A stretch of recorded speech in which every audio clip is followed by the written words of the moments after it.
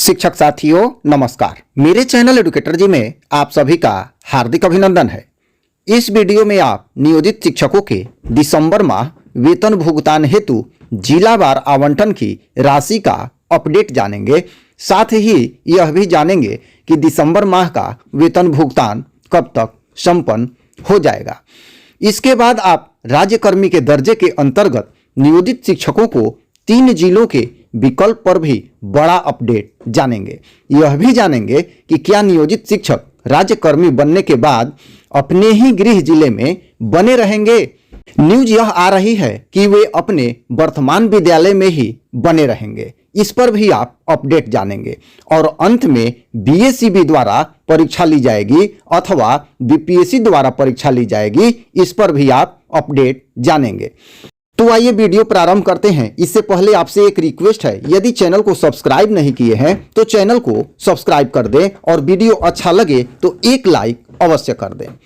तो आज जिलावार आवंटन के क्रम में सभी जिलों को उचित राशि वितरित कर दी गई है, जिससे नियोजित शिक्षकों को दिसंबर माह का वेतन भुगतान जल्द ही संपन्न हो जाएगा। भेजी गई यह राशि 24 से 48 घंटों के अंदर सभी जिलों में शो होने लगेगी तथा जनवरी 2024 के प्रथम सप्ताह में सभी जिले नियोजित शिक्षकों के दिसंबर माह का वेतन भुगतान संपन्न कर देंगे। अब बात करें राज्यकर्मी के दर्जे से संबंधित 2 महत्वपूर्ण न्यूज की, जिसमें पहला सक्षमता परीक्षा कौन बोर्ड लेगा, बीएसईबी लेगा या बीपीएससी। तो न्यूज यह आ रही है कि सक्षमता परीक्षा को बीएसईबी ही कंडक्ट करेगा, क्योंकि बीएसईबी पहले भी नियोजित शिक्षकों के लिए दक्षता परीक्षा कई बार ले चुका है। और माननीय मुख्यमंत्री ने यह भी कहा था कि एक मामूली सी परीक्षा होगी, तो ज्यादा संभावना बन रही है कि बीएसईबी बोर्ड ही नियोजित शिक्षकों की सक्षमता परीक्षा को कंडक्ट करेगा और यही अच्छा भी होगा। अब बात करें दूसरे न्यूज की कि क्या नियोजित शिक्षकों को सक्षमता परीक्षा पास करने के बाद अपना गृह जिला छोड़ना पड़ेगा या वर्तमान विद्यालय में ही वे बने रहेंगे। क्या नियमावली में बदलाव होने वाला है? तो आइए इसके लिए माले विधायक संदीप सौरभ जी एवं शिक्षक नेता शत्रुघ्न प्रसाद जी का लेटेस्ट बयान का वीडियो क्लिप बारी बारी से देखते हैं, जिसमें सारा कुछ क्लियर हो जाएगा। शिक्षा विभाग के अधिकारियों को ये लगा होगा कि जब सरकार ने आदेश दे दिया है, जब माननीय मुख्यमंत्री महोदय ने 15 अगस्त को कह दिया है कि राज्यकर्मी बनाएंगे, तब भी कुछ न कुछ ऐसा पेंच लगा दिया जाए जिससे शिक्षक को टारगेट किया जाए। बिल्कुल जी। अब जैसे ये जो नियम लाया गया है कि अगर आपको राज्यकर्मी होना है और आप सक्षमता परीक्षा देते हैं तो उसी समय आपको 3 जिला चुनना पड़ेगा। क्यों जिला चुनना पड़ेगा? अगर हम किसी स्कूल में नियोजित शिक्षक हैं और हम इसमें पढ़ाना चाहते हैं तो हमको राज्यकर्मी बनाएंगे, तो इसका मतलब ये नहीं कि हमको यहाँ से उठा करके बेतिया फेंक दीजिएगा या रोहतास कर दीजिएगा। बिल्कुल। ये जो शिक्षकों को लगातार 300-400 किलोमीटर भेजने का जो इच्छा है, इनको लग रहा है कि इससे शिक्षा व्यवस्था ठीक हो जाएगी। इससे ठीक नहीं होगी, इससे खराब हो जाएगी। इसमें जिला आवंटन का कोई जगह नहीं चाहिए था। मतलब जो जहाँ पे है वो रहें। और चूंकि आप राज्यकर्मी हो गए तो ऐच्छिक ट्रांसफर, बिल्कुल जी, जो पहले से सेवा शर्त नियमावली 2020 में भी हालांकि प्रावधान था, जी जी, उसको ये कह के टाला जाता रहा कि चलिए जब राज्यकर्मी हो जाएंगे लोग तो अपने से ऐच्छिक ट्रांसफर होगा। तो ऐच्छिक ट्रांसफर जब होने की बात थी तो सिर्फ ऐच्छिक ट्रांसफर कीजिए। सबको अनिवार्य रूप से नए जगह पर पदस्थापित करेंगे, बिल्कुल बिल्कुल, तो ये अलग तरह का अनार्की पैदा होगा। हम ये कहते हैं कि एक तो ये कमी है।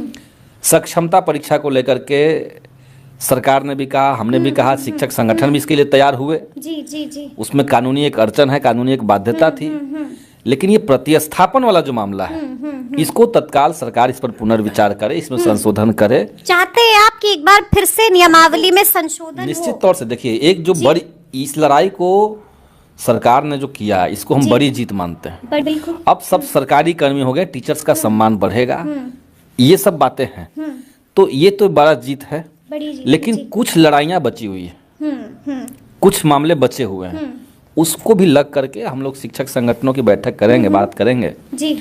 और इस नियमावली में और क्या क्या कमियां हैं उस पर भी विचार। हाँ, मेरे ख्याल से माननीय मुख्यमंत्री को सूचित कर दिया है कि आप